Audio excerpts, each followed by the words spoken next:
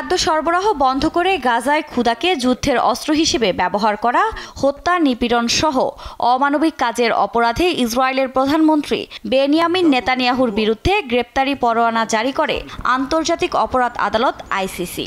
বেশ কয়েকটি দেশ তাকে আটকের ইঙ্গিত দেয়, তবে এর পরোয়া না করেই যুক্তরাষ্ট্র সফরে গেছেন নেতানিয়াহু। প্রথম বিদেশি রাষ্ট্রনেতা হিসেবে নেতানিয়াহুর এ সফরকে ঘিরে এরই মধ্যে জনমনে কৌতূহল সৃষ্টি হয়েছে। তাকে গ্রেপ্তার করা হবে কিনা তা নিয়েও আন্তর্জাতিক মহলে ঘুরপাক খাচ্ছে নানা প্রশ্ন।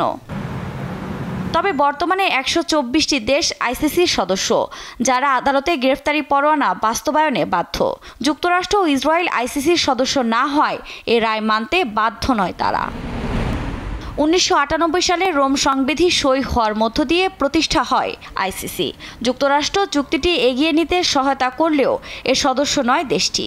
যুক্তরাষ্ট্র ২০০০ সালে তৎকালীন প্রেসিডেন্ট বিল ক্লিনটনের প্রশাসনের অধীনে আইসিসি প্রতিষ্ঠাকারী চুক্তি রোম সংবিধিতে সই করেছিল, কিন্তু সইটি চুক্তিতে অনুমোদন করেনি।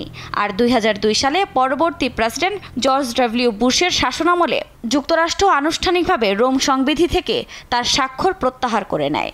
এ অবস্থায় নেতানিয়াহুকে গ্রেফতারি পরোয়ানা মেনে চলতে হবে না। আফরিন মৌ, নিউজ ডেস্ক, দেশ টিভি।